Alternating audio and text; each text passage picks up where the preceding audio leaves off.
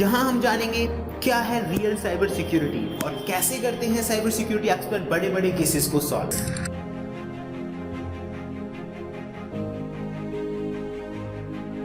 बहुत काम की चीज आज आप लोगों को पता चलने वाली है। तो चलिए दोस्तों शुरू करते हैं आज की इस इंटरेस्टिंग क्लास को। चैनल पे नए हैं तो सब्सक्राइब जरूर कर लें एंड देखते रहें YouTube channel masters in ethical hacking. और अगर आप ऑनलाइन कोर्सेज में इंटरेस्ट रखते हैं, अपने आप को सिक्योर करना चाहते हैं, तो हमारे ऑनलाइन कोर्सेज का भी बेनिफिट आप ले सकते हैं। तो आज हम जो भी है बात करने वाले थे कि सबसे पहले मैं आपको एक इंपॉर्टेंट फाइल के बारे में बताना चाहूंगा कि कैसे ऑल ओवर द वर्ल्ड, आप ऑल ओवर द वर्ल्ड नहीं तो अगर मैं इंडिया की बात करूँ तो लगभग 80% तो हम कह सकते हैं कि उन कंप्यूटर्स पे कंट्रोल बनाया जा सकता है। बट कैसे?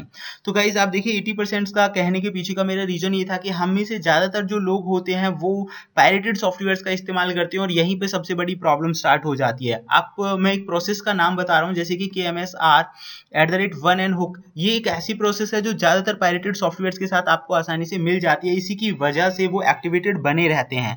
देन और ये प्रोसेस कितनी बेकार हो सकती है आप इसमें पढ़ सकते हैं। एक ऐसी फाइल होती है, आप देख रहे हैं अननोन फाइल है, इसके पब्लिशर के बारे में पता नहीं होता, जो कि विंडोज फोल्डर में आसानी से आपको मिल जाती है। और इसकी ये कैपेबिलिटीज होती हैं कि ये मॉनिटर कर सकती है एप्लीकेशंस को और मैनिपुलेट कर सकती है किसी भी दूसरे प्रोग्राम को। और इनडायरेक्ट वे में अगर मैं कहूँ तो टेक्निकल सिक्योरिटी के हिसाब से इसे 73% डेंजरस माना गया है। तो 73% तो बहुत ज्यादा हो जाता है, यानी कि इसकी मदद से अगर इस तरह की फाइल आपके सिस्टम में रनिंग है तो वो आपके सिस्टम के लिए सेफ नहीं है। अब हम बात करेंगे कि कैसे चेक करें करंट टाइम में, मतलब इस फाइल की मदद से कोई आपके पीसी पर कंट्रोल बना सकता है, क्योंकि ज्यादातर एंटीवायरसेस हैं वो इसे मलवेयर और ट्रोजन का ही नाम देते हैं और इसका बहुत बड़े लेवल पर बेनिफिट भी उठाया जा सकता है। चलिए हम प्रैक्टिकली देख लेते हैं वास्तव में ये काम होता है कैसे। तो गाइस सबसे पहले मैंने इस फाइल को ऑलरेडी रन कर रखा है ताकि मैं आपको प्रैक्टिकल दिखा सकूं। तो करना कैसे है वो मैं आप लोगों को बता देता हूं। सबसे पहले आप राइट क्लिक कीजिए डिटेक्ट करने के लिए और टास्क मैनेजर में जाइए। टास्क मैनेजर में आपको पता चलेगा कि कौन कौन सी प्रोसेसेस हमारे कंप्यूटर में फिलहाल रनिंग में है। राइट, यहां से आप तो प्रोसेस के बारे में पता लगा सकते हैं। दूसरा मैं एक चीज और बताना चाहूंगा, यहाँ पे आपको क्या करना है, Windows+R की प्रेस कर सकते हैं या फिर आप स्टार्ट में CMD लिखिए और उसे रन एज एडमिनिस्ट्रेटर कर लीजिए। अब हम ये चेक करने वाले हैं कि हमारा कंप्यूटर कहीं हैक तो नहीं है, कहीं किसी ने उस पर कंट्रोल तो नहीं बना रखा है, या फिर इन फ्यूचर में वो हमारे कंप्यूटर पे कंट्रोल तो नहीं बना सकता, तो बना लेगा। तो इसके लिए हम क्या करने वाले हैं, एक कमांड का हम यूज करेंगे नेटस्टेट। नेटस्टेट नेटवर्क स्टैटिस्टिक्स को आपको शो करता है। आप जो भी कंप्यूटर इस्तेमाल कर रहे हैं इसमें आपको नेटवर्क स्टैटिस्टिक नाम की कमांड का आप इस्तेमाल कर सकते हैं। इसकी क्या क्या यूजेस हैं, किस तरह से यूज कर सकते हैं, उसके लिए आपको -H लिखना है और एंटर कर देना है। -H लिखने के बाद ये आपको बताएगा इसके क्या क्या यूजेज हैं। जैसे कि R दिखा रहा है display the routing table, display the pre protocol statistics. तो इस तरह से आप देख सकते हैं। अब मैं क्या करने वाला हूं, मैं यहाँ पे इसकी कुछ प्रोसेसेस का इस्तेमाल कर रहा हूँ ANO। तो A क्या करता है, A से आप देख सकते हैं डिस्प्ले ऑल कनेक्शन और लिसनिंग पोर्ट। ऐसे ही N आपको नंबर ऑफ PIDs दिखाता है, प्रोसेस IDs जिन्हें हम कहते हैं। तो नेटवर्क स्टैटिस्टिक्स में यहाँ पे मैंने एक कमांड दिया ANO, ये हमें बताएगा कि अभी हमारे सिस्टम के अंदर करंटली जो भी आप यूज कर रहे हैं तो उसमें कौन कौन सी पोर्ट के जरिए डेटा आ रहा है या जा रहा है, मतलब कनेक्टिविटी कौन सी प्रोसेस ID है उसकी, किस नंबर पे कोई भी चीज चल रही है, उसका IP एड्रेस क्या है, काफी सारी इंफॉर्मेशन आप देख सकते हैं। तो यहाँ आप देखेंगे काफी सारी जानकारी आपको मिल चुकी है। और मैं आपको कुछ इंपॉर्टेंट चीजें दिखाना चाहूंगा। आप यहाँ पे देख सकते हैं, आपको तो पता होगा कि आपके कंप्यूटर का IP एड्रेस क्या है, लेकिन अगर आप कम्युनिकेशन की बात करें तो लिसनिंग पोर्ट से आप अंदाजा लगा सकते हैं कौन सी पोर्ट लिसनिंग में। देखिए 7676 करके एक पोर्ट है जो कि लिसनिंग पोर्ट है, यानी कि उसकी मदद से भी डेटा आपके कंप्यूटर में आ रहा है और वो लिसनिंग पोर्ट है फिलहाल के लिए। और कनेक्शन ही आपको शो कर रहा है जो एस्टैब्लिश हुए हैं। अब इनमें आप ये जो नंबर्स दिए गए हैं इन्हें PID के नाम से आप जान सकते हैं, प्रोसेस ID। और इन नंबर्स पे कौन सी चीज चल रही है ये हम कैसे पता लगाएंगे।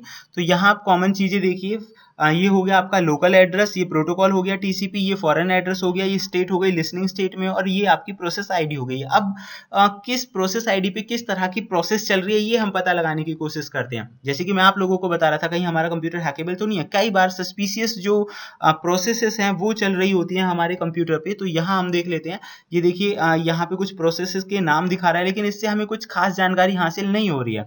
तो आपको करना क्या है, राइट क्लिक प्रेस करना है। राइट क्लिक करने के बाद आप देखिए PID, तो इससे आपको पता चलेगा प्रोसेस ID। और आप यहाँ पे देख सकते हैं 736 पे कैम स्टूडियो नाम की एक ऐप चली हुई है। ऐसी टास्क मैनेजर जो चल रहा है फिलहाल उसकी प्रोसेस ID है 12736।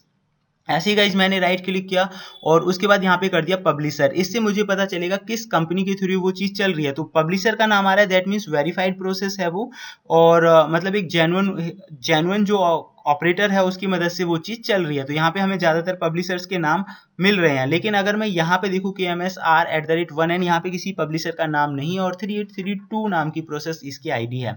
अच्छा, कुछ और चीजें जान लेते हैं। अगर हमें जानना है प्रोसेस नेम, तो प्रोसेस नेम भी आपके सामने आ जाएगा, यानी कि एग्जीक्यूटेबल फाइल्स जो है वो रनिंग में है आपके कंप्यूटर में। तो ऐसी कोई भी सस्पिशियस फाइल अगर आपको दिखाई दे रही है तो इससे आप पता लगा सकते हैं कि आपका कंप्यूटर हैक हो चुका है। एंड बहुत सारी, क्योंकि देखिए उसमें पब्लिशर का नाम नहीं होगा और किस तरह की फाइल रनिंग में है उसकी रियलिटी यहाँ से आपको सामने आ जाएगी। अगर यहाँ से भी आप अच्छी तरह नहीं समझ पाते हैं कि आपके कंप्यूटर पे कंट्रोल बन सकता है या नहीं बन सकता, तो मैं आपको एक दूसरा टूल बताता हूँ जिसकी मदद से आप इसके बारे में पता लगा सकते हैं। तो चलिए मैं इसे कर देता हूँ मिनिमाइज, और यहाँ पे हम यूज करने वाले हैं एक और दूसरा टूल जिसका नाम है सिक्योरिटी टास्क मैनेजर। तो मैं सर्च कर लेता हूँ, मैंने ऑलरेडी ये इंस्टॉल किया हुआ है सिक्योरिटी टास्क मैनेजर। ये ट्रायल वर्जन पे भी आपको मिल जाता है और आप चाहें तो इसे परचेज कर सकते हैं। वैसे प्रोसेस चेक करने के लिए तो इतनी खास जरूरत होती नहीं है इसकी। तो मैंने क्या किया, ऐसे कर दिया कंटिन्यू करने के बाद आप यहाँ पे देख सकते हैं प्रोसेसेस की जानकारी हमें दे रहा है, और ये हमें बता रहा है यहाँ पे एक न्यू प्रोसेस इसे मिल रही है जो कि लगभग 57 उसकी रेटिंग्स दे रहा है, मतलब आप उसे कह सकते हैं वो हानिकारक है। और आप इसे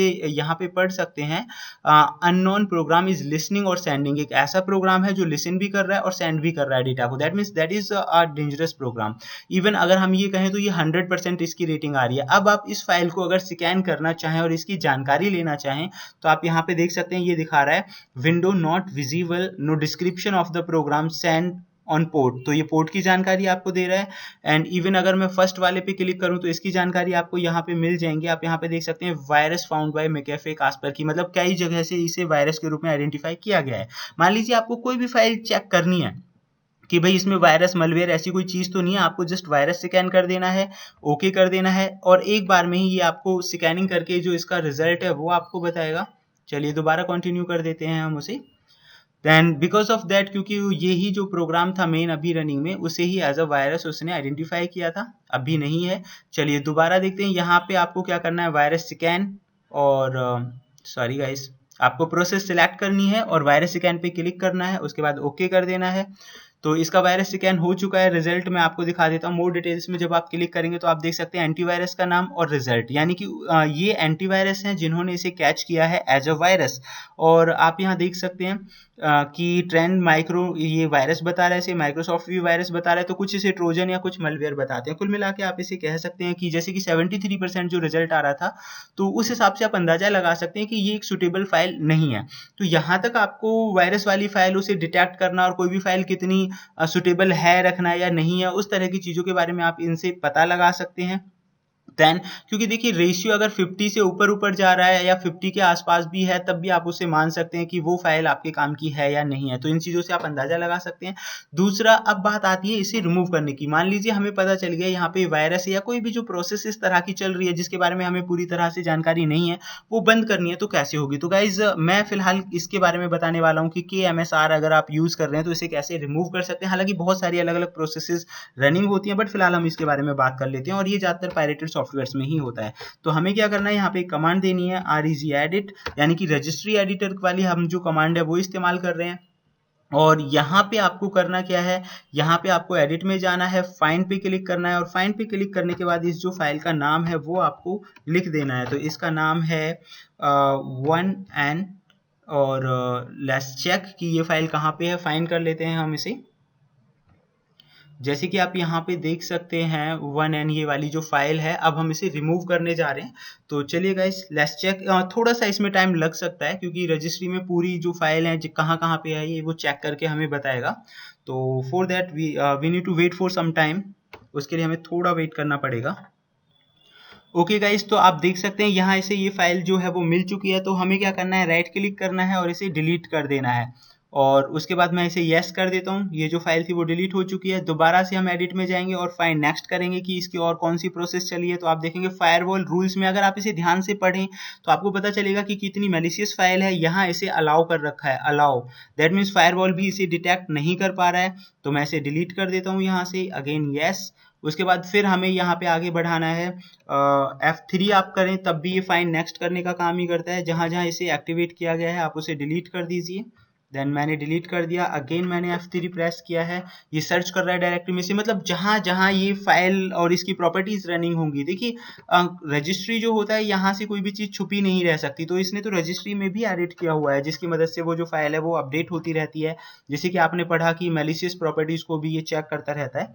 तो चलिए हम इसमें जहाँ जहाँ हमें ये सारी चीज़ें मिल रही हैं, हमें क्या करना है, उसे रिमूव कर देना है। ओके, ये फाइल नेम था, how to remove. Then again देखिए यहाँ पे हिस्ट्री में भी हमें दिखा रहा है इस तरह की कोई फाइल है, तो हमें उन सभी जगहों पर जाकर उसे रिमूव कर देना है, यानी जहाँ जहाँ ये नाम आया होगा। अब आप देख सकते हैं ये कम्प्लीटली हो चुका है। तो इस तरह से आप इसे डिसेबल कर सकते हैं। अब आपका कंप्यूटर एकदम सिक्योर स्टेट में पहुंच गया है। इसके भी अलावा बहुत सारी चीज़ें होती हैं। फिलहाल वीडियो आपको कैसा लगा, भविष्य में अगर आप ऐसे वीडियो चाहते हैं तो उसके लिए आप हमें कमेंट बॉक्स में कमेंट कर सकते हैं। वीडियो कैसा लगा वो ज़रूर हमें बताएं, एंड देखते रहें YouTube channel masters in ethical hacking. Thank you friends, good bye.